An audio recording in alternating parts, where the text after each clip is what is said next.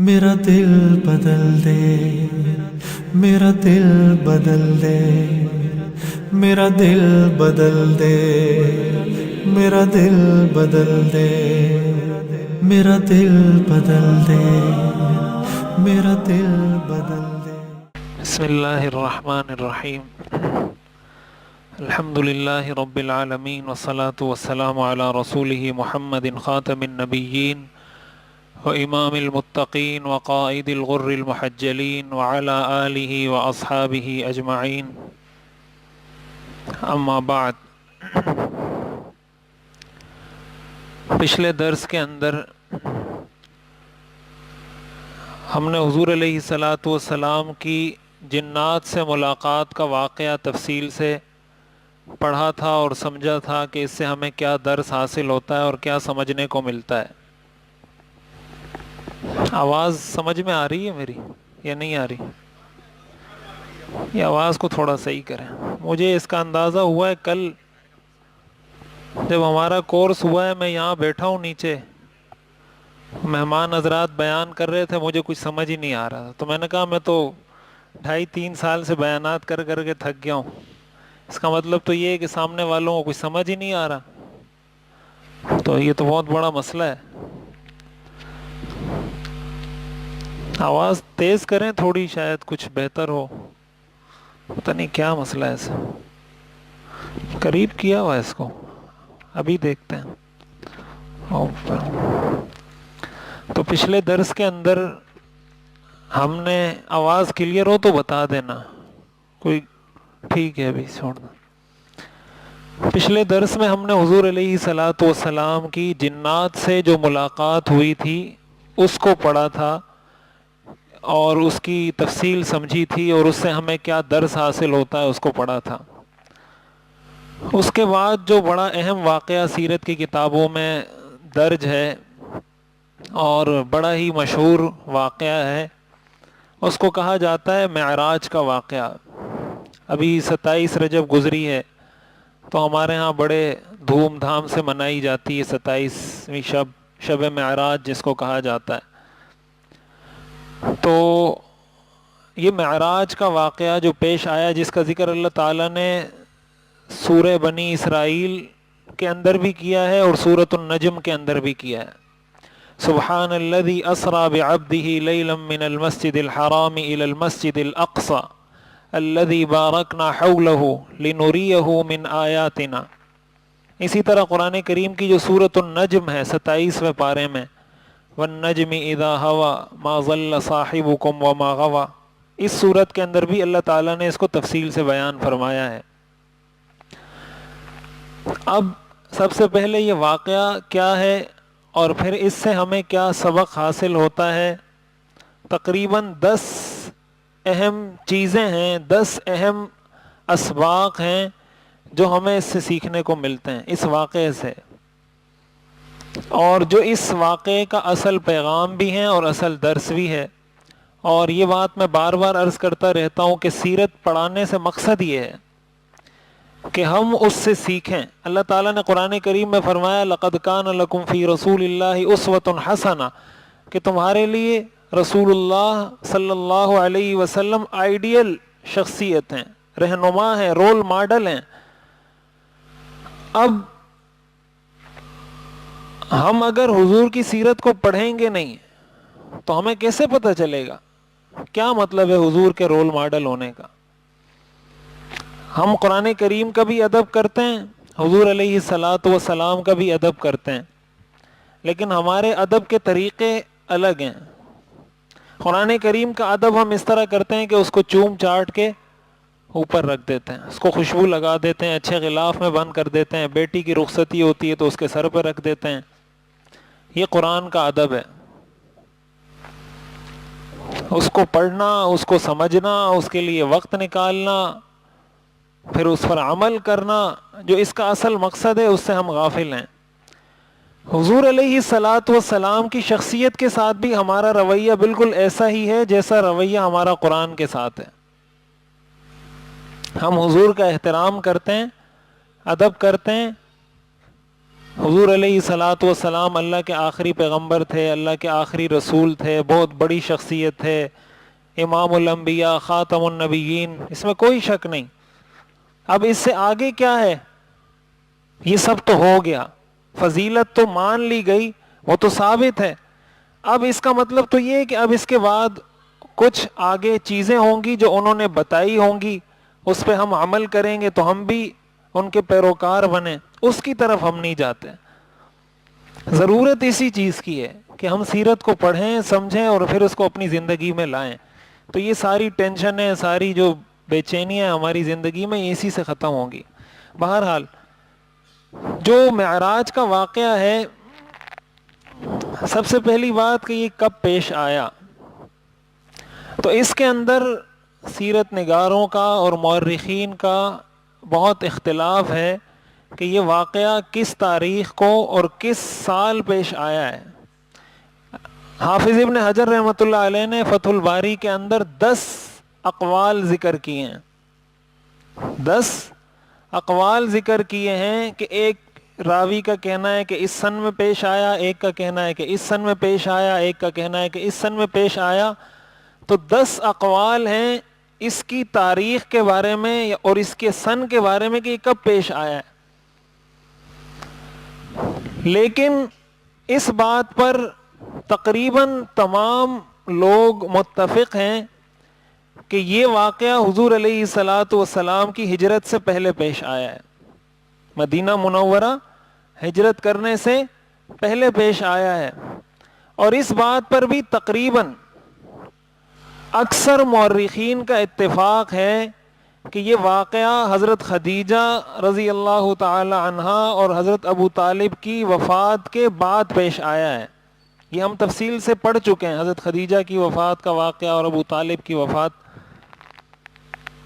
تو اس پر اتفاق ہے کہ ہجرت سے پہلے پیش آیا ہے، اور اس پر بھی اتفاق ہے کہ حضرت خدیجہ کی وفات کے بعد اور حضرت ابو طالب کی وفات کے بعد پیش آیا ہے۔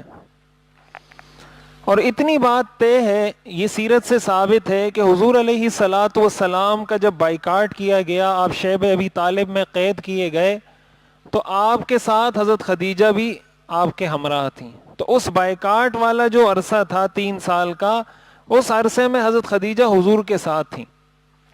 اس سے یہ بات معلوم ہوتی ہے کہ یہ واقعہ اس شیب ابی طالب والے بائیکاٹ والا جو عرصہ ہے اس کے بعد پیش آیا ہے۔ یہ میں بتا رہا ہوں کہ جو سیرت میں مختلف اقوال ہیں ان سے جو اگر خلاصہ نکالیں تو اس کا یہ خلاصہ نکلتا ہے۔ تو اب ہجرت سے پہلے حضرت خدیجہ اور ابو طالب کی وفات کے بعد، اور یہ بات بھی طے ہو گئی کہ ابو طالب بھی آپ کے ساتھ تھے اس بائیکاٹ والے عرصے میں، اور حضرت خدیجہ بھی آپ کے ساتھ تھی اس بائیکاٹ والے عرصے میں۔ اس وجہ سے مورخین یہ کہتے ہیں، سیرت نگار یہ کہتے ہیں کہ یہ واقعہ حضور علیہ الصلوۃ والسلام کی ہجرت سے تقریباً 5 سال پہلے پیش آیا ہے۔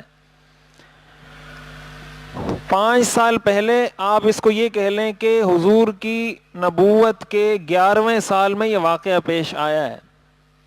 تو راجح قول جس پر زیادہ مورخین اور زیادہ سیرت نگار متفق ہیں وہ یہ بات ہے کہ یہ واقعہ حضور علیہ الصلوۃ والسلام کو نبوت ملنے کے 11ویں سال پیش آیا ہے، جس کو نبوی سال کہا جاتا ہے۔ ایک ہجری سال ہے نا، اس کا آغاز تو ہجرت سے ہوا ہے، ایک ہے نبوی سال جس کو کہا جاتا ہے 1 نبوی، 2 نبوی، 3 نبوی، 4 نبوی۔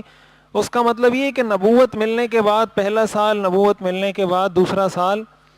تو یہ واقعہ 11 نبوی کو پیش آیا، نبوت کے 11ویں سال میں پیش آیا۔ اب اس واقعے کی جو تفصیل ہے احادیث کے اندر، حضور علیہ الصلوۃ والسلام نے اس کو خود بیان فرمایا ہے۔ پہلے ہم اس واقعے کو ایک دفعہ پڑھ لیتے ہیں کہ کیا واقعہ کیا تھا پورا۔ اچھا، اس تاریخ کے ذکر کے ساتھ ایک بات یہاں یہ بھی ذکر کر دوں کہ اسی وجہ سے ایک قول بعض مورخین کا یہ بھی ہے کہ یہ واقعہ 27 رجب کو پیش آیا ہے۔ ایک قول جو بہت سارے میں اقوال بتا رہا ہوں، ان میں سے ایک قول یہ ہے کہ یہ واقعہ 27 رجب کو پیش آیا، بعض مورخین کہتے ہیں ربیع الاول میں پیش آیا، بعض کہتے ہیں ربیع الثانی میں پیش آیا، بعض کہتے ہیں رمضان میں پیش آیا، یہ سارے اقوال ہیں اس میں۔ اب امت کا اس بارے میں اتنا اختلاف ہونا، امت کا اس معاملے میں اتنا اختلاف ہونا کہ ابھی تک آج تک واقعہ معراج کی تاریخ کا پتہ نہیں ہے، کوئی بھی حتمی طور پر یقینی طور پر یہ نہیں کہہ سکتا کہ واقعہ معراج کی یہ تاریخ تھی۔ امت کا اس بارے میں اختلاف ہونا اور کوئی واضح دلیل کسی ایک بات پر نہ ہونا، اس بات کی سب سے بڑی علامت ہے کہ صحابہ کرام کے دور میں اس تاریخ کو محفوظ کرنے کا کوئی انتظام نہیں کیا گیا، اس تاریخ کو محفوظ کرنے کا انتظام نہیں کیا گیا۔ اگر یہ واقعہ کوئی ایسا واقعہ ہوتا جس کے ساتھ کسی عبادت کا تعلق ہوتا، جس کے ساتھ کسی رات کی فضیلت کا تعلق ہوتا، جس کے ساتھ کوئی خاص عمل متعلق ہوتا کہ یہ کام اس رات میں کرنا ہے، تو ایسا ممکن نہیں ہے کہ صحابہ کرام اس تاریخ کو محفوظ نہ کرتے۔ کیوں؟ اس لیے کہ وہ تمام دن، وہ تمام مہینے، وہ تمام اوقات جس کے ساتھ کوئی عبادت متعلق ہے، صحابہ کرام نے اس کو محفوظ کیا ہے۔ مثال کے طور پر رمضان کا مہینہ ہے، اب رمضان کا مہینہ کون سا مہینہ ہوگا، اس سے پہلا کون سا مہینہ ہے، اس کے بعد کون سا مہینہ ہے، صحابہ کرام نے اس کو محفوظ کیا ہے۔ عید الفطر کس تاریخ کو ہوگی، عید الاضحیٰ کس تاریخ کو ہوگی، اس میں پوری امت میں سے کسی کا بھی اختلاف نہیں ہے۔ کوئی ایسا آپ کو نہیں ملے گا کہ وہ کہے کہ عید الفطر ربیع الثانی میں منائیں گے، کوئی آپ کو امت میں ایسا مورخ نہیں ملے گا جو آپ کو یہ کہے کہ عید الاضحیٰ ہم ربیع الاول میں منائیں گے۔ طے شدہ بات ہے کہ عید الفطر یکم شوال کو ہے، اور طے شدہ بات ہے کہ عید الاضحیٰ 10 ذی الحجہ کو ہے۔ یہ کیوں؟ یہ طے شدہ بات کیوں ہے؟ اس میں اختلاف کیوں نہیں ہے؟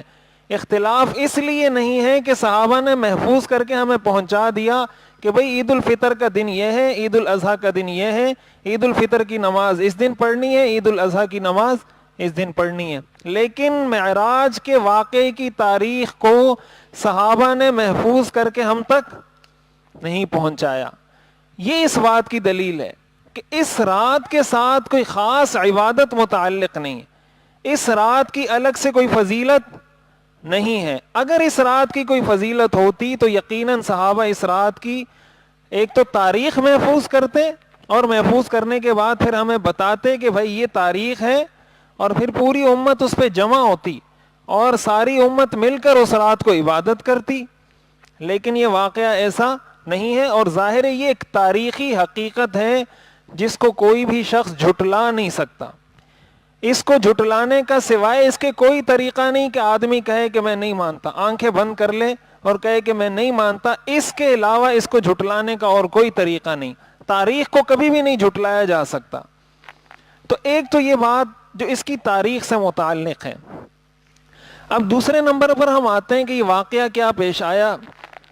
حدیث شریف میں آتا ہے، حضرت انس بن مالک رضی اللہ تعالیٰ عنہ سے یہ روایت ہے، حضور علیہ الصلاۃ والسلام فرماتے ہیں کہ میں ایک دن، بعض روایات میں آتا ہے کہ حرم میں تھا، بعض میں آتا ہے کہ ام ہانی جو حضور کی چچا زاد تھیں، ام ہانی ابو طالب کی بیٹی ہیں اور حضرت علی کی بہن ہیں، تو حضور فرماتے ہیں کہ میں ان کے گھر میں تھا کہ اتنے میں جو چھت تھی وہ شق ہوئی، پھٹی، اور وہاں سے حضرت جبریل میرے پاس آئے اور میرے کو وہاں سے لے کر گئے حرم، اور حرم لے جانے کے بعد میرے سینے کو شق کیا گیا، شق صدر جس کو کہا جاتا ہے، اور ایمان اور حکمت سے میرے سینے کو بھر دیا گیا، اور پھر اس کو دوبارہ سی دیا گیا، اور میرے دو کندھوں کے درمیان ختم نبوت کی جو مہر تھی حضور کے دو شانوں کے درمیان، وہ مہر میرے کندھوں کے دونوں شانوں کے درمیان لگائی گئی،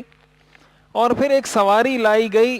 حضور فرماتے ہیں اتیت بالبراق، کہ براق نامی ایک سواری لائی گئی، اور پھر حضور نے اس کی خود تعریف بیان فرمائی، ہوا دابۃ ابیض طویل، کہ وہ ایک سفید رنگ کا جانور ہے، فوق الحمار ودون البغل، جو گدھے سے بڑا ہے اور خچر سے چھوٹا ہے، یعنی یہ اس کی جسامت تھی.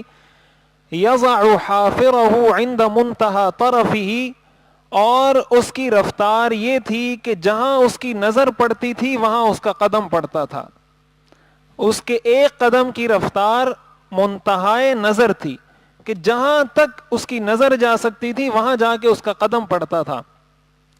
حضور فرماتے ہیں فرکبتہ، میں اس پہ سوار ہوا، حتی اتیت بیت المقدس، یہاں تک کہ میں بیت المقدس پہنچا، مسجد اقصی پہنچا.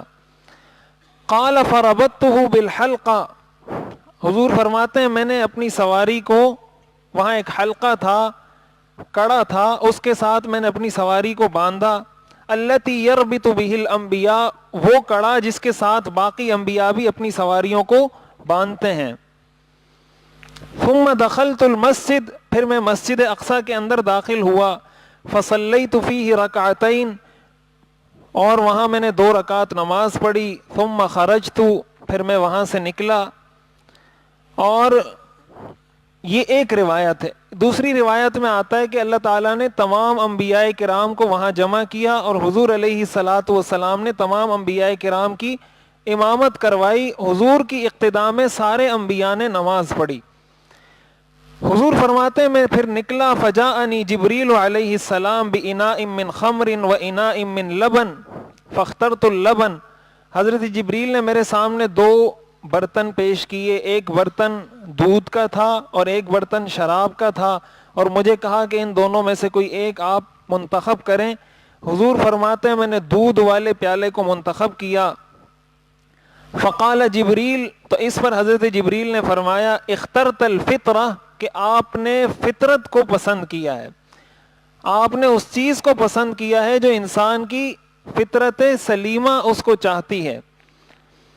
پھر حضور فرماتے ہیں ثم عرج بنا الی السماء، پھر ہمیں آسمانوں کی طرف لے جایا گیا. فاستفتح جبریل، حضرت جبریل نے اجازت طلب کی. فقیل من انت، تو وہاں سے فرشتوں نے پوچھا آپ کون؟ قال جبریل، انہوں نے کہا میں جبریل ہوں. قیل ومن معک، فرشتوں نے پوچھا آپ کے ساتھ کون ہے؟ حضرت جبریل نے فرمایا محمد، کہ میرے ساتھ محمد صلی اللہ علیہ وسلم ہے. پھر فرشتوں نے پوچھا وقد بعث الیہ، کیا اللہ نے آپ کو ان کی طرف بھیجا تھا؟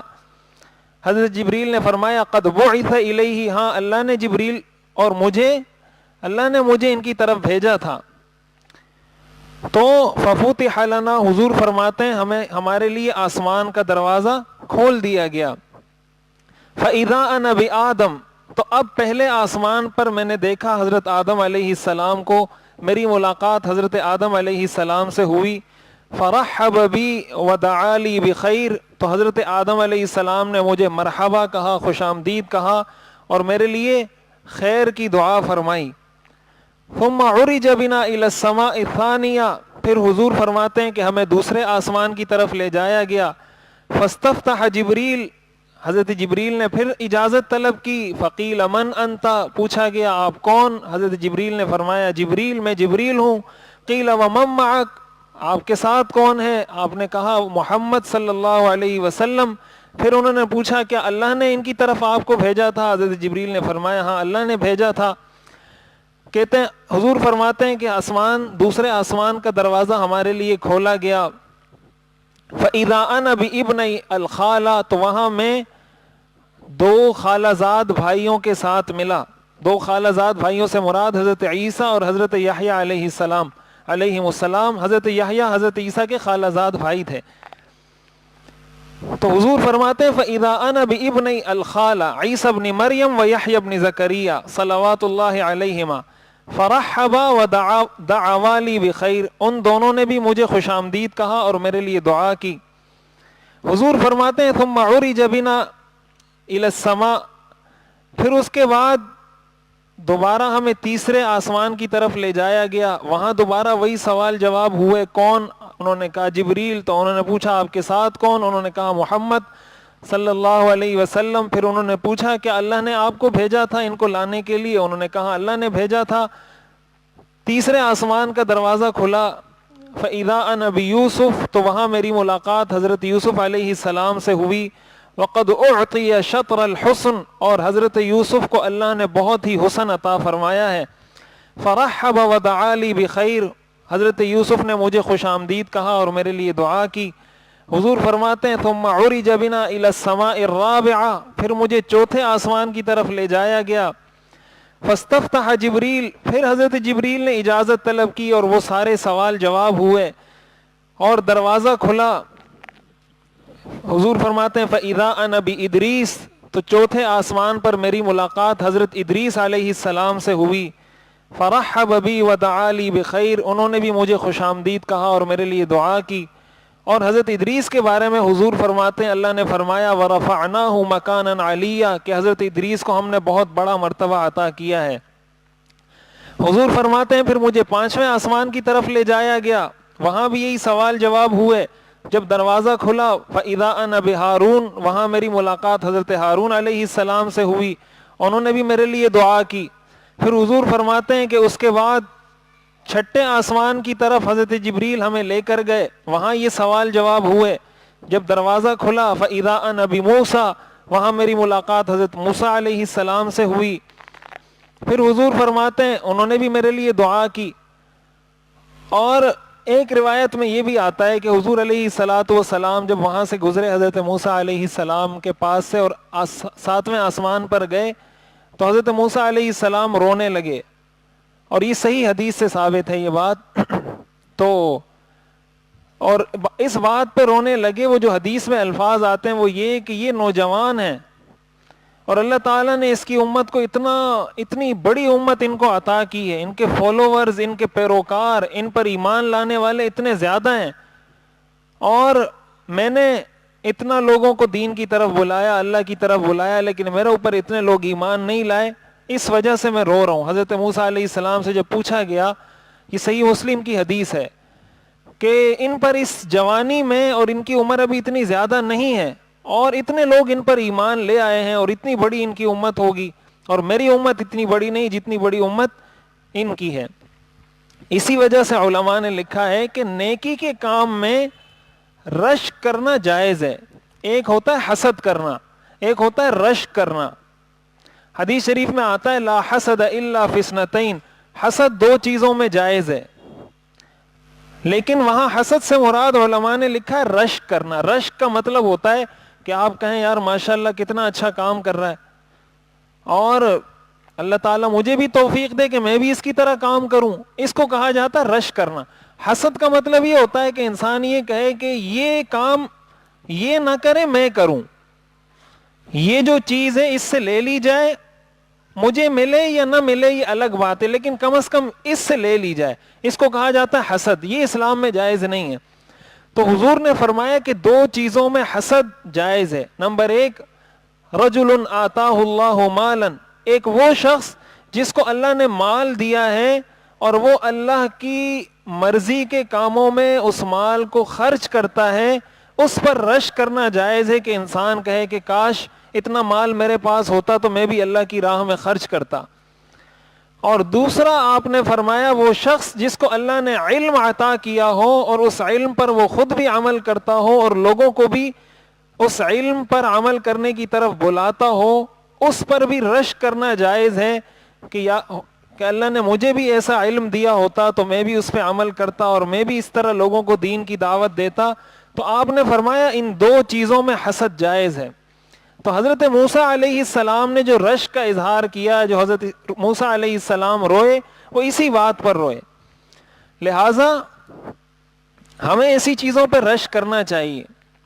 ہم تو ایسی چیزوں پہ رشک نہیں کرتے، ہم تو رشک کرتے ہیں یار اس کے پاس ایسی گاڑی ہے، اور اس کے پاس ایسا بنگلہ ہے، اس کے پاس ایسا موبائل ہے، اس کے پاس ایسی گھڑی ہے، اس کے چپل ایسے ہیں، اس کے کپڑے ایسے ہیں. ہمارے رشک کی چیزیں یہ ہیں. مسلمان کے رشک کی چیز ہے علم. صحابہ کرام حضور علیہ الصلاۃ والسلام کے پاس ایک مرتبہ تشریف لائے جو غریب صحابہ تھے، اور کہنے لگے ذهب اہل الدثور بالاجور، کہ یا رسول اللہ جو مالدار لوگ ہیں سارا اجر تو انہوں نے کما لیا. آپ کہتے ہیں بھائی اس کام کے لیے پیسے چاہیے, چندہ چاہیے, سارے مالدار صحابہ آپ کو آ کے پیسے دے دیتے ہیں, ہمارے پاس تو کچھ ہوتا نہیں ہے. تو حضور نے فرمایا کہ میں ایسا کرتا ہوں, آپ کو ایک وظیفہ بتاتا ہوں کہ آپ یہ وظیفہ پڑھا کریں, یہ دعا پڑھا کریں, تو اللہ تعالیٰ آپ کو بھی وہ مرتبہ عطا کرے گا جو ان کو عطا ہوا ہے. انہوں نے کہا ٹھیک ہے. صحابہ کرام نے وہ دعا پڑھنا شروع کی. جو مالدار صحابہ تھے ان کو پتہ چلا, انہوں نے بھی وہ دعا پڑھنا شروع کر دی. تو یہ غریب صحابہ پھر آئے اور کہنے لگے کہ وہ تو پھر ہم سے آگے نکل گئے, ان کے پاس تو مال بھی ہے اور یہ دعا بھی پڑھ رہے ہیں. تو حضور نے فرمایا کہ ذالک فضل اللہ یؤتی من یشاء, یہ اللہ کا فضل ہے جس کو عطا کرے. تو صحابہ کرام ان چیزوں میں مقابلہ کرتے تھے. ان کا رش کس چیز میں ہوتا تھا کہ یا رسول اللہ وہ اللہ کے راستے میں اتنا لگا رہا ہے, میرے پاس ہے نہیں کہ میں لگاؤں. یہ جذبات ایک مسلمان کے ہونے چاہیے. اس کے پاس تو دین کا اتنا علم ہے, میرے پاس تو ہے نہیں, میرے پاس بھی اتنا علم ہونا چاہیے. یہ اپنے اندر پیدا کرنا چاہیے. تو حضرت موسیٰ علیہ السلام کے پاس سے جب گزرے تو حضرت موسیٰ علیہ السلام اس پر رونے لگے. بہرحال اس کے بعد حضور علیہ الصلوۃ والسلام فرماتے ہیں کہ 7ویں آسمان کی طرف لے جایا گیا, اجازت طلب کی گئی. فَإِذَا أَنَا بِإِبْرَاهِيمَ, تو وہاں میری ملاقات حضرت ابراہیم علیہ السلام سے ہوئی. مُسْنِدًا ظَهْرَهُ إِلَى الْبَيْتِ الْمَعْمُورِ, اور انہوں نے بیت معمور کو ٹیک لگایا ہوا تھا. بیت المعمور یہ بیت اللہ کی سیدھ میں وہ جگہ ہے, وہ مکان ہے جہاں فرشتے طواف کرتے ہیں اور عبادت کرتے ہیں. اسی بیت اللہ کی سیدھ میں اس کو کہا جاتا ہے البیت المعمور. اور حضور علیہ الصلوۃ والسلام نے فرمایا اسی حدیث میں وَإِذَا هُوَ يَدْخُلُهُ كُلَّ يَوْمٍ 70,000 مَلَكٍ لَا يَعُودُونَ إِلَيْهِ, کہ اس بیت معمور میں روزانہ 70,000 فرشتے عبادت کے لیے داخل ہوتے ہیں اور پھر قیامت تک ان کی باری دوبارہ نہیں آتی. 70,000 فرشتے روز اس میں داخل ہوتے ہیں, وہاں عبادت کرتے ہیں اور پھر قیامت تک دوبارہ ان کی باری نہیں آتی. اس سے اندازہ لگایا جا سکتا ہے کہ فرشتوں کی تعداد کتنی زیادہ ہے. یہ جو اللہ کی مخلوق ہے, ملائکہ یا فرشتے, یہ تعداد میں انسانوں سے کتنے زیادہ ہیں, اس کا ہم تصور نہیں کر سکتے کہ 70,000 داخل ہو رہے ہیں اور پھر ساری زندگی وہ دوبارہ اس میں آ نہیں سکتے, اس لیے کہ رش اتنا ہے. تو یہ فرشتوں کی عبادت کا لیول ہے, جس لیول پہ جا کے وہ اللہ کی عبادت کرتے ہیں, اور اس کثرت سے اور اتنی بڑی تعداد میں. پھر حضور فرماتے ہیں ثم ذهب بی الی سدرۃ المنتہی, پھر مجھے سدرۃ المنتہی کے پاس لے جایا گیا. سدرہ عربی میں بیری کے درخت کو کہا جاتا ہے. وَإِذَا وَرَقُهَا كَآذَانِ الْفِيلَةِ, حضور نے فرمایا اس کے پتے اتنے بڑے تھے جتنے ہاتھی کے کان ہوتے ہیں. وَإِذَا ثَمَرُهَا كَالْقِلَالِ, اور اس کے پھل اتنے بڑے تھے جیسے بڑے بڑے مٹکے ہوتے ہیں, اتنے بڑے بڑے پھل, اتنے بڑے بڑے اس کے پتے. اور فرماتے ہیں فَلَمَّا غَشِيَهَا مِنْ أَمْرِ اللَّهِ مَا غَشِيَ تَغَيَّرَتْ, پھر جب اس پر اللہ کا کوئی حکم آیا, اللہ کی طرف سے کوئی تجلی آئی, تو اس کے رنگ تبدیل ہو گئے. اور حضور فرماتے ہیں میں نے اس کے وہ رنگ دیکھے جس کو میں بیان نہیں کر سکتا, دنیا میں اس کا کوئی وجود نہیں ہے. اس طرح اس کے مختلف رنگ وجود میں آئے اس سدرۃ المنتہی پر. فما احد من خلق اللہ یستطیع ان ینعتها من حسنها, حضور فرماتے ہیں کوئی انسان اس کی خوبصورتی کو اپنی زبان سے بیان نہیں کر سکتا. اتنا خوبصورت اللہ نے سدرۃ المنتہی کو بیان کیا ہے, بنایا ہے. پھر اس کے بعد حضور فرماتے ہیں فاوحى اللہ الی ما اوحى, تو اس کے بعد اللہ نے میری طرف وحی کی جو اللہ نے وحی کرنی تھی. سورۃ النجم میں اس کا تذکرہ ہے والنجم اذا هوى ما ضل صاحبكم وما غوى وما ينطق عن الهوى ان هو الا وحي يوحى علمه شديد القوى ذو مرة فاستوى وهو بالافق الاعلى ثم دنا فتدلى فكان قاب قوسين او ادنى فاوحى الى عبده ما اوحى. یہ سارا واقعہ اللہ تعالیٰ نے اس میں ذکر کیا ہے کہ میں نے ان کو اپنے قریب کیا اور پھر مزید قریب کیا, پھر اور قریب کیا. اور اس کے بعد اللہ فرماتے ہیں فَأَوْحَى إِلَىٰ عَبْدِهِ مَا أَوْحَىٰ، جو وحی میں نے کرنی تھی اپنے بندے کو وہ وحی میں نے کی۔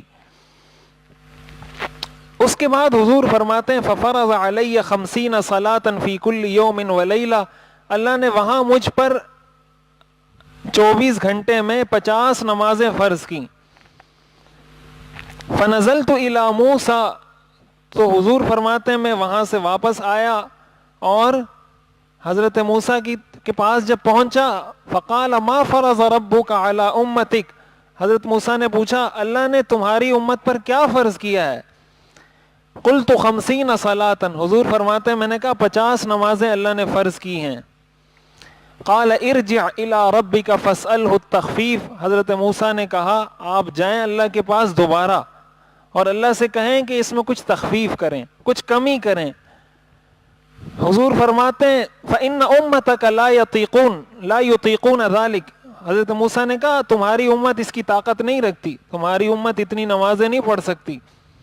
فإني قد بلوت بني اسرائیل وخبرتهم، اس لیے کہ میں بنی اسرائیل کو آزما چکا ہوں اور میں ان کا امتحان لے چکا ہوں، لہٰذا میرا تجربہ ہے، آپ کا تجربہ نہیں ہے، آپ اللہ کے پاس دوبارہ جائیں، اللہ کو کہیں یہ نمازیں کم کریں۔ تو حضور فرماتے ہیں فرجعت الى ربی، میں اپنے رب کے پاس دوبارہ گیا، فقلت یا رب خفف علی امتی، میں نے اللہ سے کہا اے یا رب، اے میرے رب خفف علی امتی، میری امت کے لیے کوئی سہولت کا معاملہ فرما دیں۔ فحط عنی 5، تو اللہ نے 5 نمازیں کم کر دی۔ فرجعت الی موسیٰ، پھر میں حضرت موسیٰ کے پاس آیا، فقلت حط علی 5، اور میں نے کہا کہ اللہ نے 5 نمازیں کم کر دی ہیں۔ قال ان امتک لا یطیقون ذلک، حضرت موسیٰ نے کہا تمہاری امت اس کی بھی طاقت نہیں رکھتی۔ فرجع الی ربک فاسألہ التخفیف، دوبارہ اپنے رب کے پاس جائیں اور اللہ سے کہیں کچھ اور کم کریں۔ حضور فرماتے ہیں فلم ازل ارجع بین ربی و بین موسیٰ، حضور فرماتے ہیں میں مسلسل اسی طرح آتا جاتا رہا، مسلسل اسی طرح، حضور کی امت سے محبت دیکھیں، میں مسلسل اسی طرح آتا جاتا رہا کہ ایک دفعہ آیا 5 کم ہوئی، پھر حضرت موسیٰ نے کہا دوبارہ جائیں، پھر 5 کم ہوئی، پھر آیا، پھر حضرت موسیٰ نے کہا دوبارہ جائیں، پھر 5 کم ہوئی، پھر حضرت موسیٰ نے کہا دوبارہ جائیں، پھر اس طریقے سے فرماتے ہیں میں آتا جاتا رہا۔ حتی قال یا محمد انہن 5 صلوات کل یوم ولیلہ لکل صلاة 10 فذلک 50 صلاة، حضور فرماتے ہیں یہاں تک کہ 5 نمازیں ہو گئی، 50 سے 5 کر کے کم ہوتے ہوتے ہوتے ہوتے 5 نمازیں ہو گئی، اور پھر اللہ نے فرمایا کہ اے محمد یہ 5 نمازیں ہیں لیکن ہر نماز کے بدلے میں 10 نمازوں کا ثواب دوں گا، تو تیری امت اگر 5 نمازیں پڑھے گی تو میں یہ سمجھوں گا کہ انہوں نے 50 نمازیں پڑھ لی ہیں۔ فذلک 50 صلاۃ، بس یہ تمہاری 50 نمازیں ہیں۔ حضور فرماتے ہیں اور آگے اللہ نے فرمایا وَمَنْ هَمَّ بِحَسَنَةٍ فَلَمْ يَعْمَلْهَا كُتِبَتْ لَهُ حَسَنَةً، اگر کوئی شخص نیکی کا ارادہ کرے گا تیری امت میں سے اور اس نیکی کے ارادے پر عمل نہیں کرے گا، میں اس کو اس ارادے پر بھی نیکی عطا کروں گا۔ فَإِنْ عَمِلَهَا كُتِبَتْ لَهُ 10، اگر وہ اس ارادے کے بعد وہ کام کر بھی لے تو پھر اس پر 10 نیکیاں عطا کروں گا۔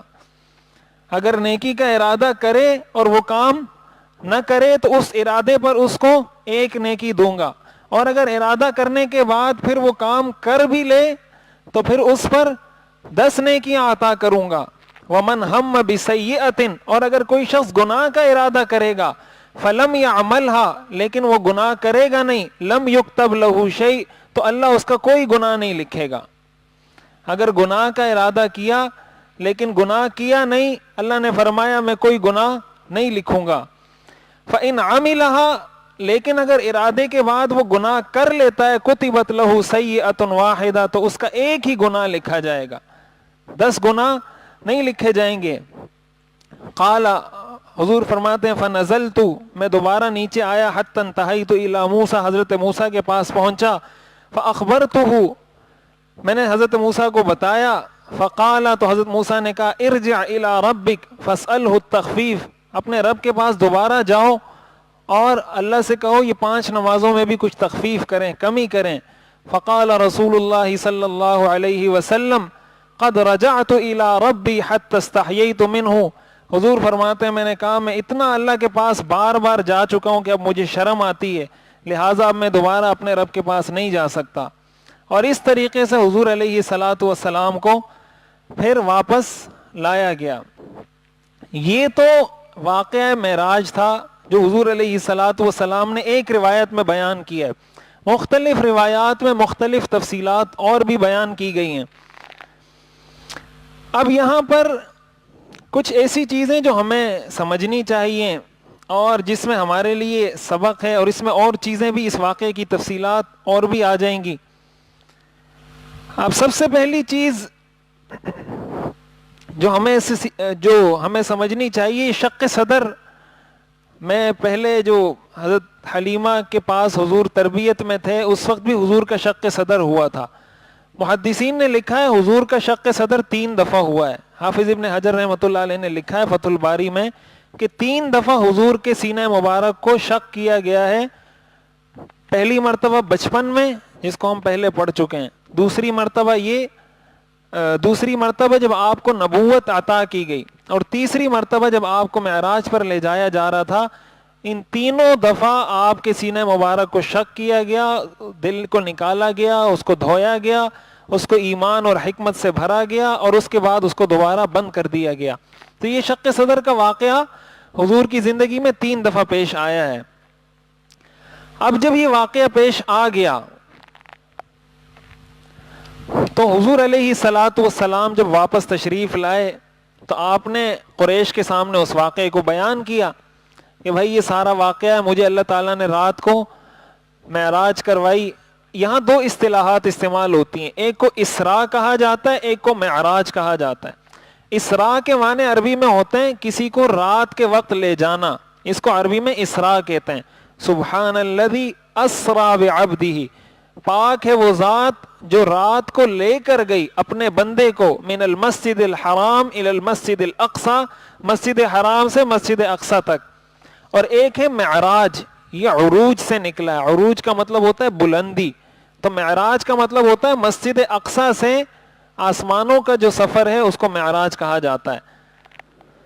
اب یہاں جو ہمیں سمجھنی چاہیے, جو ہمیں اسواق ملتے ہیں, اب سب سے پہلا سبق کہ دیکھیں اگر سیرت کے اس سے پہلے کے حالات آپ دیکھیں کہ حضور علیہ الصلاۃ والسلام کو اہل مکہ نے کتنا ستایا, کتنی تکلیفیں دی.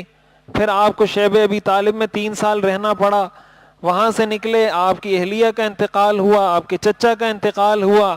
آپ نے کہا چلو مکہ چھوڑ کر طائف چلا جاتا ہوں. طائف تشریف لے گئے, طائف کے لوگوں نے پتھر مار مار کر طائف سے نکال دیا. سارے رستے بند ہو گئے. زمین پر جو ممکنہ رستے نظر آ رہے تھے کہ ہو سکتا ہے یہاں سے کچھ مجھے ریلیف مل جائے, یہاں سے کچھ ریلیف مل جائے, یہاں کے لوگ بات مان لیں, یہ لوگ بات مان لیں, سارے راستے, زمینی راستے بند. جب یہ سارے راستے بند ہوئے تو اللہ تعالیٰ نے حضور پر آسمان کے راستے کھولے ہیں کہ زمین پہ راستے بند ہو گئے, آئے میں آپ کو جنت کی سیر کرواتا ہوں, میں آپ کو اپنی ملاقات کرواتا ہوں, اپنا دیدار کرواتا ہوں. تو یہ راستے جب بند ہوئے تو اللہ تعالیٰ نے وہ راستہ کھول دیا. دوسری چیز, جنات کا پورا وفد آیا, وہ مسلمان ہوئے, اسلام قبول کر کے چلے گئے. اللہ تعالیٰ نے یہ بتایا کہ اگر انسان آپ پر ایمان نہیں لاتے تو آپ کو فکر کرنے کی ضرورت نہیں ہے, میں نے جنات کو بھیج دیا, یہ آپ پر ایمان لائیں گے, یہ آپ کے فالوورز ہوں گے, یہ آپ کے پیروکار ہوں گے. تو حضور علیہ الصلاۃ والسلام کو اللہ نے اپنی مدد دکھائی, ایک تو جنات کے ذریعے سے کہ اگر انسان بے رخی کر رہے ہیں تو ٹینشن لینے کی ضرورت نہیں, جنات کو بھیج دیا. زمین والے آپ کی مدد نہیں کر رہے تو ٹینشن لینے کی ضرورت نہیں, آسمانوں پر بلا کر اپنا دیدار کروایا, اپنی ملاقات کروائی. اب اس سے ہمیں کیا معلوم ہوتا ہے؟ ہمیں اس سے یہ معلوم ہوتا ہے, قرآن کریم میں آتا ہے ان مع العسر یسرا, ہر تنگی کے ساتھ آسانی ہے, ہر تکلیف کے ساتھ راحت ہے. ہم لوگوں کا مسئلہ یہ ہے کہ ہم راحت میں تو خوش رہتے ہیں اور جب کوئی تکلیف آتی ہے تو اتنے پریشان ہو جاتے ہیں کہ بے صبرے ہو جاتے ہیں.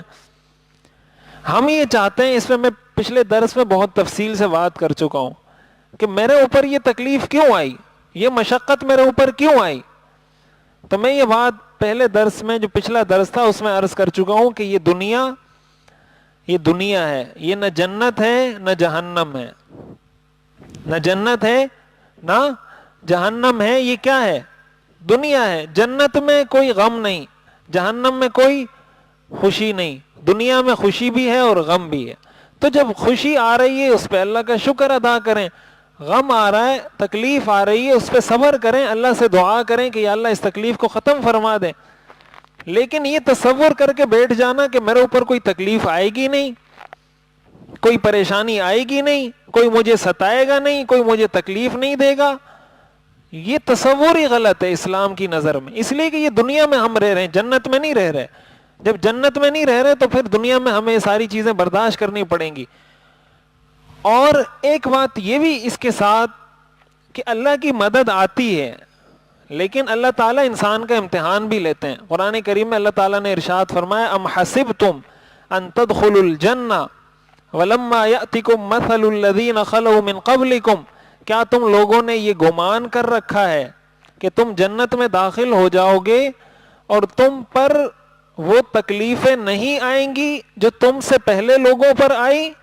مستہم البأساء والضراء وزلزلوا, اللہ فرماتے ہیں ان کو میں نے مختلف طریقوں سے آزمایا, وزلزلوا ان کو میں نے جھنجھوڑا, حتی یقول الرسول یہاں تک کہ رسول کہنے لگے, والذین آمنوا ایمان والے کہنے لگے, متی نصر اللہ اللہ کی مدد کب آئے گی.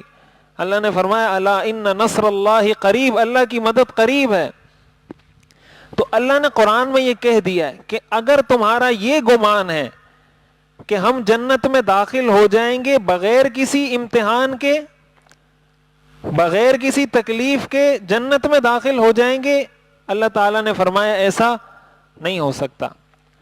جو سورۃ العنکبوت ہے وہ شروع یہیں سے ہوتی ہے, احسب الناس ان یترکوا ان یقولوا آمنا وہم لا یفتنون, کیا لوگوں نے یہ گمان کر رکھا ہے کہ ان کو چھوڑ دیا جائے گا صرف اتنی بات کہنے پر, آمنا کہ ہم مومن ہیں, وہم لا یفتنون ان کو آزمایا نہیں جائے گا. اللہ فرماتے ہیں ایسا نہیں ہے. وَلَقَدْ فَتَنَّ الَّذِينَ مِن قَبْلِهِمْ, ہم نے ان سے پہلے لوگوں کو بھی آزمایا ہے, ان کو بھی آزمائیں گے. دنیا تو امتحان کی جگہ ہے, یہاں تو پتہ امتحان سے چلے گا کون کامیاب ہے کون ناکام ہے. تو اصل پتہ انسان کا مشکل میں چلتا ہے.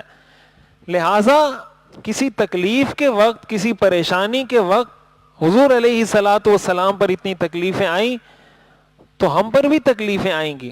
اس سے پریشان نہیں ہونا, اس سے مایوس نہیں ہونا, بلکہ اپنا جو کام ہے, اپنا جو مشن ہے اس کو جاری رکھنا ہے, اس پہ کام کرنا ہے, اپنی زندگی کو گزارنا ہے, اللہ سے دعا کرنی ہے, اللہ تعالیٰ خود راستے کھول دے گا.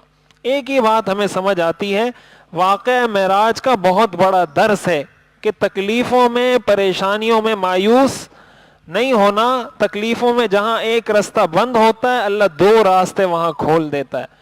حضور پر زمین کے راستے بند ہوئے, اللہ نے آسمان کے راستے بھی کھول دیے, جنات کے راستے بھی کھول دیے. ان مع العسر یسرا, ان مع العسر یسرا.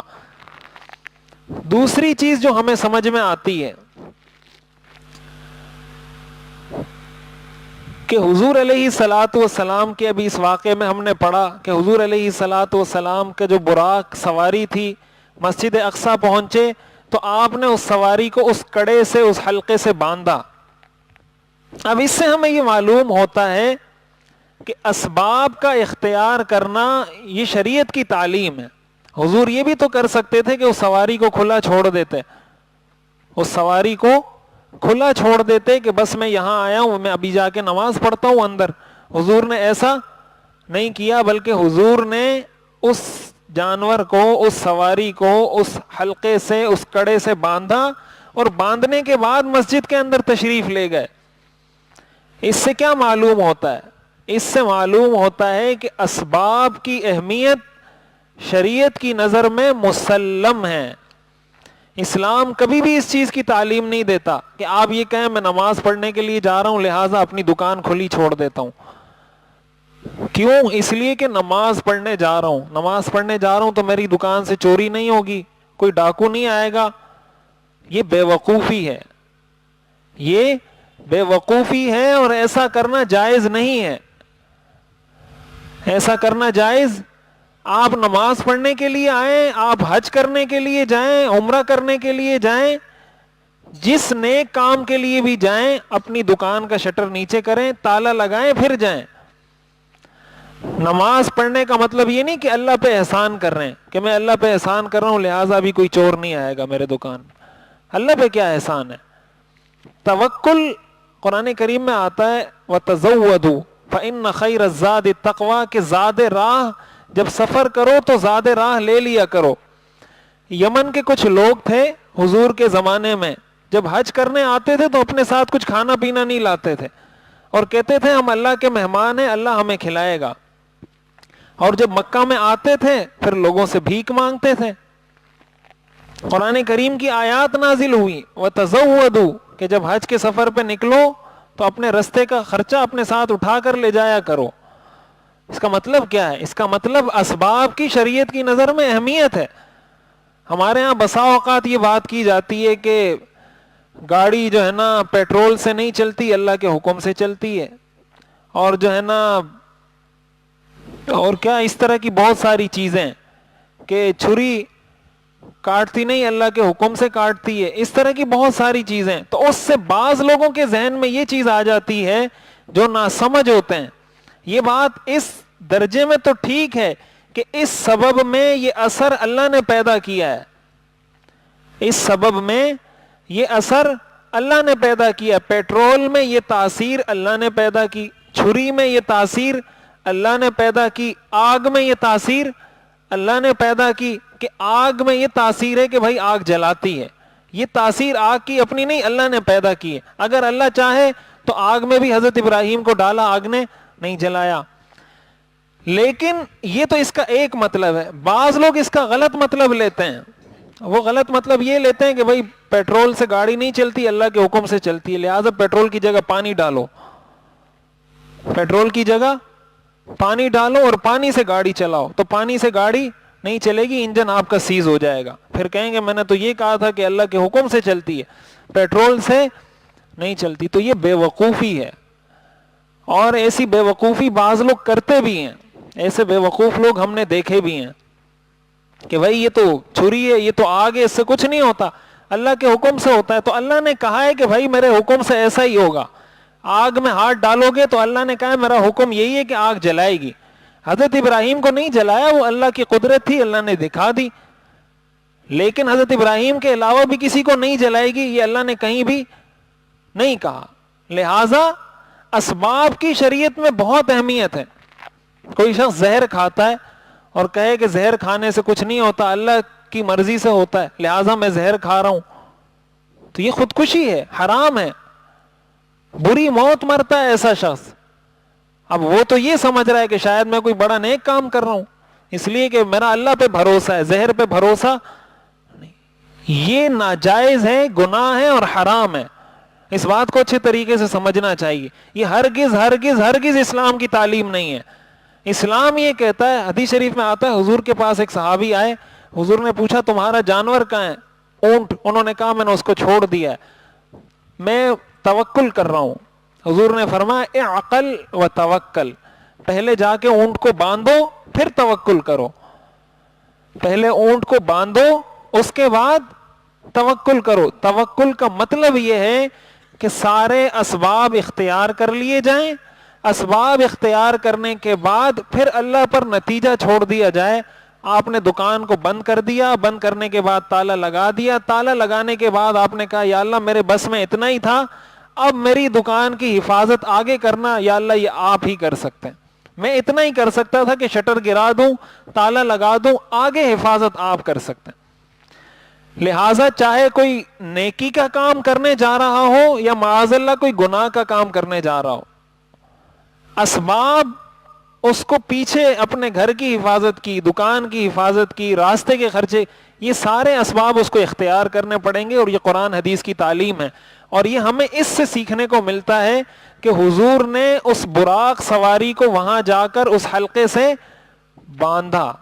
ہمیں یہ سکھایا کہ تم بھی جب اپنی سواری کو کہیں لے کے جاؤ, گاڑی لے کے جاؤ, تو اس کے شیشے بند کر دو, اس کو لاک کر دو, تاکہ آپ کو یہ اطمینان ہو کہ میں نے گاڑی لاک کر دی ہے, اس کے شیشے اوپر چڑھا دیے, دروازہ بند کر دیا ہے, لہٰذا اب اسباب کے درجے میں کوئی نقصان پہنچنے کا اندیشہ نہیں ہے. اس کے بعد اللہ پہ توکل کریں.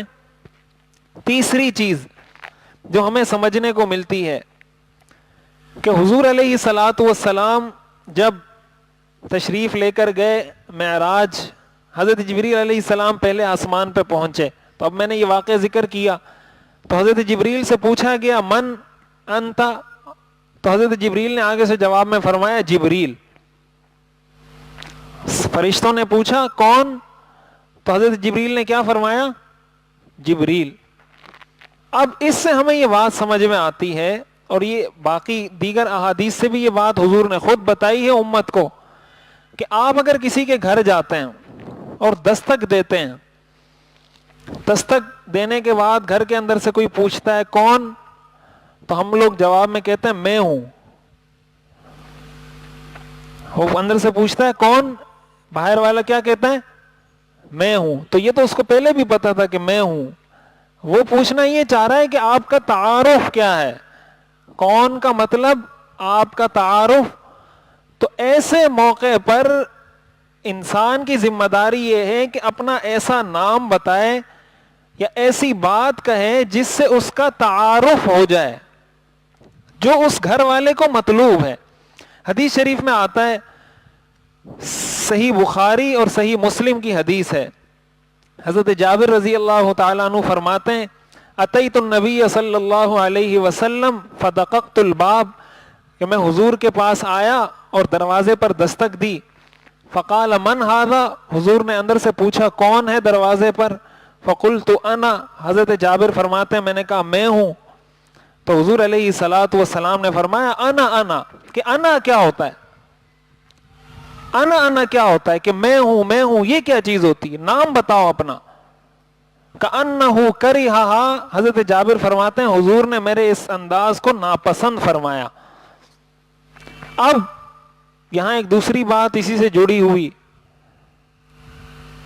کہ اگر آج کا کوئی مولوی صاحب یا کوئی مفتی صاحب ایسا کہہ دے, یہ صحیح بخاری اور صحیح مسلم کی حدیث ہے, متفق علیہ حدیث ہے, اگر کسی مفتی صاحب یا مولوی صاحب کے گھر میں آپ چلے گئے, دروازے پر دستک دی اور اس نے اندر سے پوچھ لیا کون, اور آپ نے آگے سے کہا کہ میں ہوں, اور وہ آپ کو ڈانٹنے لگ گیا یا اس پر ناراضگی کا اظہار کیا, تو کہتے ہیں یہ مولوی صاحب بہت بد اخلاق ہے, یہ مولوی صاحب بہت بد اخلاق ہے. یہ تعلیم ہمیں حضور نے دی ہے کہ بھائی اگر ایسی حرکت کوئی کر رہا ہے تو اس کو سمجھاؤ.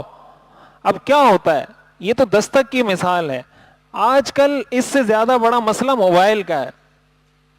موبائل کا مسئلہ کیا ہے کہ لوگ فون بھی کرتے ہیں, میسج بھی کرتے ہیں, واٹس ایپ پہ بھی رابطہ کرتے ہیں, فیس بک پہ بھی رابطہ کرتے ہیں.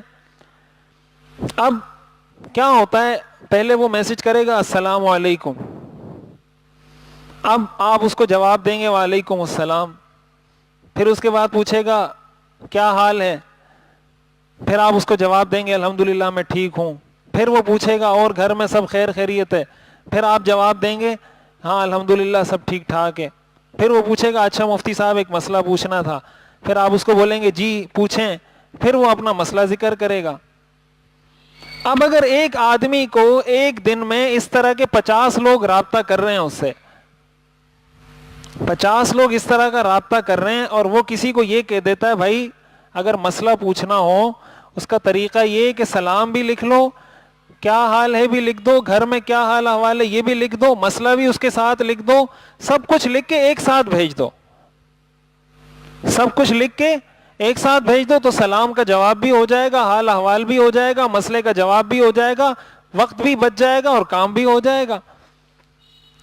لیکن ہمارے ہاں اس چیز کا رواج, اور اگر کوئی کہہ دے تو کہتے ہیں یہ بڑے بدتمیز مولوی ہیں, بڑے بد اخلاق مفتی ہیں، ان کو تمیز نہیں ہے، اخلاق نہیں ہے، مولوی بنے ہوئے ممبر پہ بیٹھ کے بیانات کرتے ہیں اور لوگوں کے ساتھ ایسا رویہ. یہ رویہ ہمیں حضور نے سکھایا ہے. یہ صحیح بخاری صحیح مسلم کی حدیث بیان کر رہا ہوں، کوئی اپنا فلسفہ بیان نہیں کر رہا. حضرت جابر فرماتے ہیں حضور نے غصے میں فرمایا انا انا انا انا کیا ہوتا ہے، یہ حدیث کے الفاظ ہیں. اور آگے حضرت جابر خود فرماتے ہیں کأنہ کرہا، کہ حضور نے اس معاملے کو ناپسند کیا کہ آئندہ ایسا میرے ساتھ نہیں کرنا. آئندہ جب آؤ تو کہنا بھائی میں جابر ہوں، تو مجھے پتہ چل جائے گا بھائی فلاں شخص باہر آیا ہوا ہے. تو یہ ہمارے ہاں بڑا مسئلہ ہے. اس لیے یہ تقاضا ہے دین کا، اور یہ واقعہ معراج کا درس ہے، یہ سیرت کا درس ہے. میں سیرت اس لیے پڑھاتا ہوں. اب واقعہ معراج تو آپ نے بہت دفعہ سنا ہوگا، لیکن یہ آپ نے کبھی نہیں سنا ہوگا کہ واقعہ معراج سے ہمیں یہ بھی سبق ملتا ہے کہ جب کسی کو فون کرو تو اپنا تعارف صحیح کرواؤ. یہ سیرت جس کو کہا جاتا ہے نا Islam is a complete code of life, مکمل ضابطہ حیات ہے. اب کوئی کہے کہ بھائی بخاری میں ہمیں یہ نکال کے بتاؤ، یہ سیرت میں یہ نکال کے بتاؤ کہ جب آپ کسی کو فون کریں اور سامنے والا آپ سے پوچھے کہ بھائی آپ کون ہیں، تو آپ کو اپنا پورا تعارف کروانا چاہیے، تو آپ اس کو جواب میں کہہ سکتے ہیں کہ یہ سبق ہمیں معراج کے واقعے سے سیکھنے کو ملتا ہے. کس واقعے سے؟ معراج کے واقعے سے سیکھنے کو ملتا ہے کہ جب حضرت جبریل گئے تو حضرت جبریل نے فرمایا انا جبریل، کہ میں جبریل کھڑا ہوں. ورنہ حضرت جبریل، کون سا ایسا فرشتہ ہوگا جو حضرت جبریل کو نہیں جانتا ہوگا؟ کوئی ایسا فرشتہ ہوگا؟ حضرت جبریل فرشتوں کے سردار ہیں، بڑے ہیں، ان کے بادشاہ ہیں. تو کوئی ایسا فرشتہ ہوگا جو حضرت جبریل کو نہیں جانتا ہوگا؟ تو انہوں نے تو یہ نہیں کہا کہ انا، کہ میں ہوں، بلکہ انہوں نے کہا جبریل. یہ وہ چیز ہے جو ہمیں سیکھنی چاہیے، اپنی زندگی میں لانی چاہیے. اسی طرح چوتھی چیز جو اس سے ہمیں سیکھنے کو ملتی ہے وہ یہ کہ جب حضور علیہ الصلوۃ والسلام جس آسمان میں بھی تشریف لے کر گئے اور جس نبی سے بھی ملاقات ہوئی، سب نے آپ کو بڑے اچھے انداز میں ویلکم کیا، بڑے اچھے انداز میں استقبال کیا اور دعا دی. علماء نے لکھا ہے اس سے یہ بات معلوم ہوتی ہے کہ بھائی جب تمہارے پاس کوئی علم رکھنے والا شخص، کوئی عالم دین، کوئی مفتی، کوئی اللہ والا، کوئی بزرگ، کوئی اچھی حیثیت رکھنے والا آدمی آئے، تو انبیاء کی سنت یہ ہے کہ وہ ایسے آدمی کو ویلکم کرتے ہیں. انبیاء کی سنت یہ ہے کہ وہ ایسے آدمی کو خوش آمدید کہتے ہیں، اس کی عزت کرتے ہیں، اس کو دعا دیتے ہیں. یہ انبیاء کی سنت ہے. حضرت ابراہیم نے بھی یہی کیا، حضرت موسیٰ نے بھی یہی کیا، حضرت ہارون نے بھی یہی کیا، حضرت ادریس، حضرت یوسف، حضرت یحییٰ، حضرت عیسیٰ، حضرت آدم علیہم السلام، ان سب نے یہی کیا ہے. اور یہ واقعہ معراج کا درس ہے کہ کوئی اچھے مرتبہ رکھنے والا، اچھی حیثیت رکھنے والا آپ کے پاس آتا ہے تو یہ اخلاقاً اور شرعاً آپ کی ذمہ داری بنتی ہے کہ آپ اس کے لیے اٹھیں، اس کے ساتھ ملیں، اس کا اکرام کریں، اس کو اچھے الفاظ میں اس کا استقبال کریں اور اس کو دعا دیں. یہ بھی اس واقعے کا بہت اہم درس ہے جو ہمیں سیکھنا چاہیے.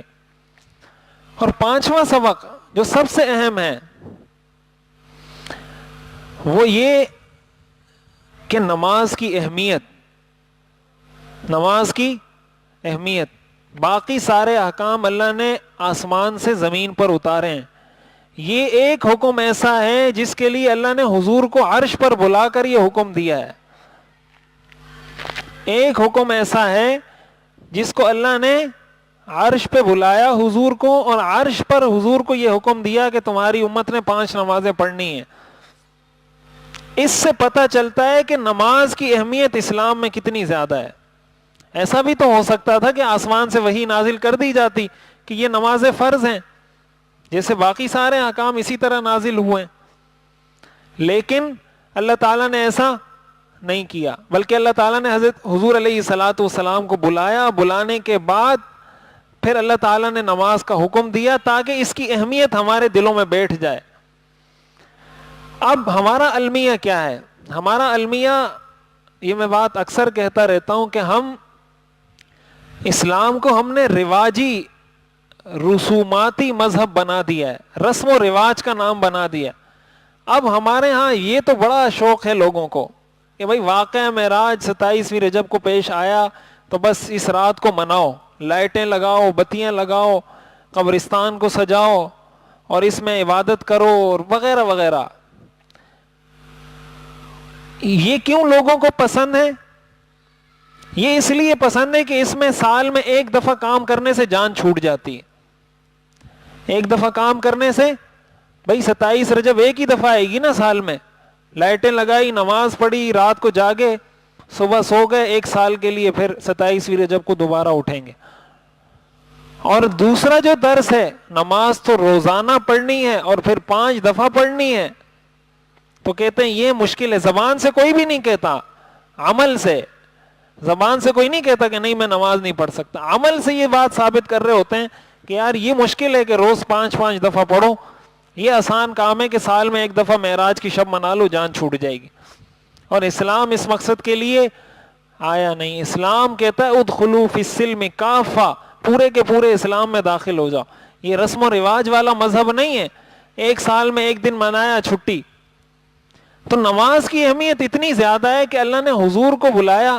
ہماری زندگی میں نماز کی کیا اہمیت ہے؟ ہم اپنے بچوں کو نماز کی کتنی تلقین کرتے ہیں. ہمارے گھر کا بچہ یا ہماری بچی یا بیوی وہ نماز پڑھتے ہیں یا نہیں پڑھتے؟ ہمیں اس کا پتہ ہے کہ ان کی نمازوں کی کیا حالت ہے. ہماری بیٹی، ہمارے بیٹے، ہماری بیویاں، والدین، بھائی، بھتیجے، بھانجے، کبھی ہم نے کوشش کی ہے؟ اور کتنی کوشش کی ہے؟ قرآن کریم میں آتا ہے وَأْمُرْ أَهْلَكَ بِالصَّلَاةِ وَاصْطَبِرْ عَلَيْهَا، اپنے گھر والوں کو نماز کا حکم دو اور خود بھی نماز کی پابندی کرو. گھر والوں کو نماز کا حکم دینا فرض ہے، فرض فرض. جس طرح نماز فرض ہے اسی طرح گھر والوں کو نماز کا حکم دینا بھی فرض ہے. اس لیے کہ نماز کی فرضیت بھی قرآن سے ثابت ہے اور اس چیز کی فرضیت بھی قرآن سے ثابت ہے. قرآن کہہ رہا ہے وَأْمُرْ، امر کرو، اہلک، اپنے اہل کو، بالصلاۃ، نماز کا، وَاسْتَبِرْ عَلَيْهَا، اور خود بھی اس پر ثابت قدمی سے جمے رہو. اس لیے یہ والدین کی ذمہ داری ہے. یہ بڑا ہمارے معاشرے کا المیہ ہے کہ ان چیزوں کی طرف ہم توجہ نہیں دیتے. جب اولاد بگڑتی ہے، جب وہ نافرمان ہوتی ہے، جب والدین کی کنٹرول سے باہر نکلتی ہے، پھر آئیں گے مولوی صاحب کے پاس کوئی تعویذ کر کے دے دو. مولوی صاحب کے پاس بھائی ایسی کوئی، یہ آپ بھول جائیں کہ تعویذ سے ایسا کچھ ہوگا. مولوی صاحب کے پاس کوئی جادو کی چھڑی نہیں ہے کہ 20 سال تو آپ نے اس کو نماز کا کہا نہیں، اب ایک تعویذ مولوی صاحب لکھ کے دے اور آپ کا بیٹا نمازی بن جائے. ایسا اگر ہوتا تو حضور سارے کافروں کو بنا دیتے. تعویذوں سے اگر کام چلتا تو کیا حضور نہیں چاہتے تھے کہ سارے کافر مسلمان ہو جائیں؟ حضور چاہتے تھے نا. حضور ایک چف کر دیتے کہ بھائی چف، سارے مسلمان ہو جاتے. لیکن جو پراپر طریقہ ہے اس کام کو اختیار کرنے کا، وہ اس کو ہم اختیار نہیں کرتے. بعد میں ہم پریشان ہوتے رہتے ہیں. یہ اس کی وجہ کیا ہے؟ اس کی وجہ یہ کہ ہم نے اسلام کو سمجھ لیا ہے کہ بس ایک دو نمازیں پڑھ لی، جمعے کی نماز پڑھ لی، عید کی نماز پڑھ لی، روزے رکھ لیے، بس چھٹی. یہ ہمارا وہ غلط تصور ہے جو ہمیں اس چیز کی طرف لے کر جاتا ہے. یہ معراج کا بہت اہم درس ہے. اسی کے ساتھ چھٹا اہم سبق جو ہمیں اس سے حاصل ہوتا ہے وہ یہ کہ اس موقع پر اللہ تعالیٰ نے ان لوگوں کا بھی امتحان لیا جو حضور پر ایمان لائے تھے. ظاہر یہ واقعہ ایسا تھا کہ ایک رات میں اتنا بڑا سفر، کہ ایک ہی رات میں، اور پوری رات بھی نہیں، رات کا چھوٹا سا حصہ، اس میں آپ مسجد حرام سے تشریف لے گئے، مسجد اقصی ٹھیک ٹھاک فاصلہ ہے. فلسطین کہاں ہے اور مکہ مکرمہ کہاں ہے؟ بہت فاصلہ ہے. آپ مسجد حرام سے مسجد اقصی گئے، پھر مسجد اقصی 7 آسمانوں کی سیر کی، پھر عرش پر تشریف لے گئے، پھر واپس تشریف لائے، پھر صبح کی نماز آپ نے خود پڑھائی. اب اتنا بڑا واقعہ اتنی تھوڑی مدت میں پیش آ جائے، تھوڑی دیر کے لیے انسان سوچتا تو ہے کہ یار یہ ممکن کیسے؟ جیسے ہمارے آج کل کے جو اپنے آپ کو عقل مند کہتے ہیں یا وہ عقل پرست ہیں، وہ معجزات کا انکار کرتے ہیں کہ نہیں بھائی معجزہ کوئی چیز نہیں ہوتی. تو بہت سارے کمزور ایمان والے لوگ پریشان بھی ہو گئے کہ یار یہ واقعہ تو ہمیں سمجھ میں نہیں آ رہا. حضرت ابوبکر صدیق رضی اللہ تعالیٰ عنہ کے بارے میں آتا ہے کہ حضور علیہ الصلوۃ والسلام جب معراج سے تشریف لائے تو لوگوں نے صبح حضرت ابوبکر صدیق کو بتایا. اس وقت تک حضرت ابوبکر صدیق کی حضور سے ملاقات نہیں ہوئی تھی, اور کہا کہ تمہارا ساتھی یہ بات کہتا ہے کہ انہ اسری بہ فی اللیل الی بیت المقدس, کہ وہ ایک رات میں بیت المقدس جا کر واپس آ گیا. تو حضرت ابوبکر نے فرمایا لئن کان قال ذلک لقد صدق, اگر انہوں نے یہ بات کی ہے تو سچ کی ہے. ابھی حضور سے ملاقات بھی نہیں کی, لیکن کہہ رہے ہیں لئن کان قال ذلک لقد صدق, اگر انہوں نے یہ بات کی ہے تو سچ کی ہے. اور آگے فرمانے تو لوگوں نے کہا وتصدقہ, آپ اتنے عقل مند آدمی ہیں, آپ ان کی تصدیق کر رہے ہیں اس بات میں کہ وہ ایک رات میں بیت المقدس گئے پھر بیت المقدس سے واپس آ گئے, یہ بات عقل میں آتی ہے؟ تو حضور حضرت ابوبکر صدیق رضی اللہ تعالیٰ عنہ نے فرمایا انی لاصدقہ بما هو ابعد من ذلک, کہ میں تو ان کی تصدیق اس سے بھی بڑی بڑی باتوں میں کرتا ہوں. وہ کہتے ہیں اصدقہ بخبر السماء فی غدوۃ وروحا, وہ کہتے ہیں ابھی میرے اوپر آسمان سے وحی آئی, پھر وہ کہتے ہیں یہ فرشتہ چلا گیا, پھر کہتے ہیں شام کو پھر وحی آئی, تو فرشتہ اتنے آسمانوں سے آتا ہے پھر چلا جاتا ہے, میں تو ان باتوں میں ان کی تصدیق کرتا ہوں, یہ جو بات ہے یہ تو اس سے بہت کم ہے. اس وجہ سے حضرت ابوبکر صدیق کا لقب پڑا ہے صدیق, اس وجہ سے ان کا لقب پڑا ہے صدیق, کہ انہوں نے حضور کی ہر کام میں بغیر سوچے سمجھے تصدیق کی ہے. اور یہ ایک مسلمان کی شان ہے جو کسی مسلمان کو صدیقیت کے مرتبے پر پہنچاتی ہے, کہ جب اسلام کا حکم آ جائے کہ بھائی یہ اسلام کا حکم ہے, یہ اسلام کی تعلیم ہے, یہ اسلام کا پیغام ہے, پھر اپنی ساری عقل پرستی کو پیچھے ڈالیں, اپنی عقل کو پیچھے ڈالیں, شریعت پہ عمل کریں. لیکن یہ مرتبہ ہر کسی کو نصیب نہیں ہوتا, یہ اسی کو نصیب ہوتا ہے جو صدیق ہوتا ہے. اور صدیقین کا مرتبہ نبی کے بعد دوسرا مرتبہ صدیق کا ہے, انبیاء کے بعد دوسرا مرتبہ اسلام میں صدیقین کا ہے. تو یہ مرتبہ ایسے کاموں سے حاصل ہوتا ہے.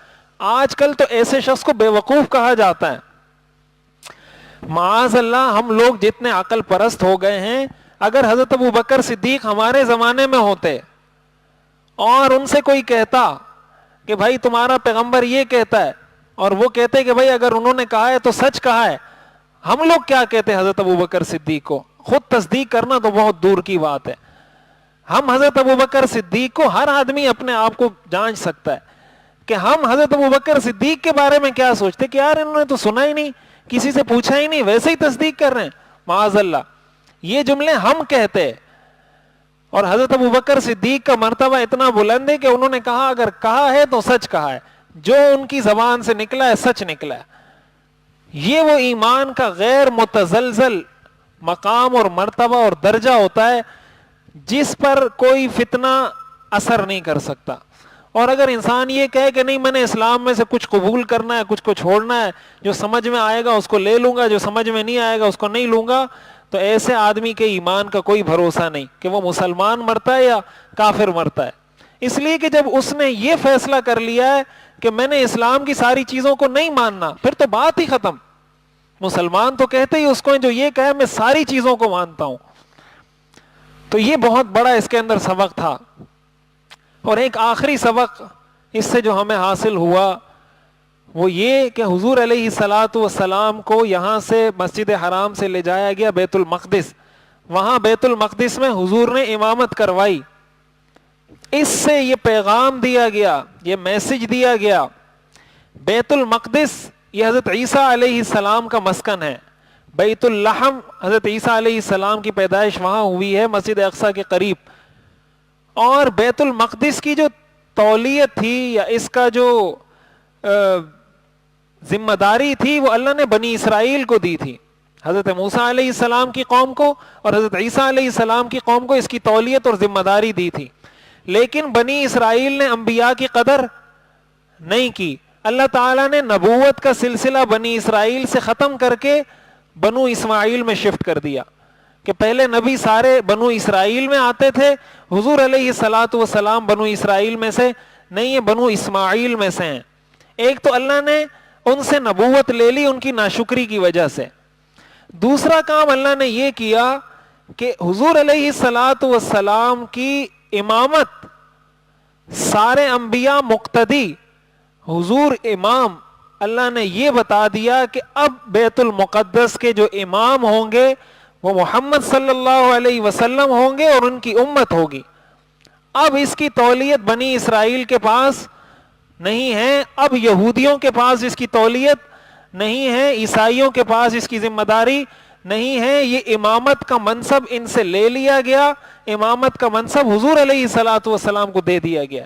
یہ کوئی کرشماتی طور پر ایسا نہیں ہو گیا. آخر حضور کو بیت المقدس لے جایا گیا تو کسی مقصد کے لیے لے جایا گیا. اللہ تعالیٰ براہ راست حرم سے بھی تو اٹھا سکتا تھا. اللہ تعالیٰ براہ راست حرم سے، بیت اللہ سے بھی حضور کو اٹھا سکتا تھا. بیت المقدس کیوں لے جایا گیا؟ پھر بیت المقدس لے جا کر انبیاء کا امام کیوں بنایا؟ کوئی حکمت تو ہوگی. تو سب سے بڑی حکمت اس میں یہ ہے کہ بھائی اب حضور کی جو نبوت ہے، حضور کی جو رسالت ہے، وہ صرف بیت اللہ کے ساتھ خاص نہیں بلکہ بیت المقدس میں بھی ان کی امامت چلے گی، ان کی قیادت چلے گی. اور اس بیت المقدس کے اصل حقدار مسلمان ہیں، نہ یہودی ہیں نہ عیسائی ہیں. آج ہمارے مسلمانوں میں ایسے لوگ پیدا ہو گئے جو کہتے ہیں نہیں یہ بیت المقدس تو شروع سے یہودیوں کے پاس چلا آ رہا ہے، لہٰذا مسلمانوں کو لڑنا نہیں چاہیے. حضرت عمر رضی اللہ تعالیٰ عنہ نے پھر کیوں لیا تھا بیت المقدس؟ حضرت عمر نے فتح کیا تھا نا بیت المقدس کو، خلفائے راشدین میں سے کیوں فتح کیا تھا؟ اگر یہ یہودیوں کا حق بنتا تھا، عیسائیوں کا حق بنتا تھا تو کیا حضرت عمر نے غلط کیا تھا؟ حضرت عمر نے اس کو فتح کر کے کوئی غلط کام کیا تھا؟ ظاہر غلط کام نہیں کیا تھا، صحیح کام کیا تھا. علیکم بسنتی و سنت الخلفاء الراشدین، حضور نے فرمایا تم پر میری سنت کی اتباع بھی لازم ہے اور حضرت عمر کی سنت کی اتباع بھی لازم ہے. ان کی سنت ہے بیت المقدس کو فتح کرنا. آج جب مسلمان بیت المقدس کی بات کرتے ہیں، فلسطین کی بات کرتے ہیں، تو وہ کہتے ہیں یار اپنے ملک کی بات کرو، پاکستان میں یہ ہو رہا ہے، یہ ہو رہا ہے، وہ ہو رہا ہے، اور آپ کو جو ہے نا بیت المقدس کی فکر پڑی ہوئی ہے. ہمیں بیت المقدس کی فکر اسلام نے دی ہے، ہمیں یہ فکر اسلام نے دی ہے. سبحان الذی اسری بعبدہ لیلا من المسجد الحرام الی المسجد الاقصی. اللہ نے کیوں ذکر کیا ہے اس کا؟ کیوں حضور کو لے کر گئے مسجد اقصی کی طرف؟ یہ مسلمانوں کی ذمہ داری ہے.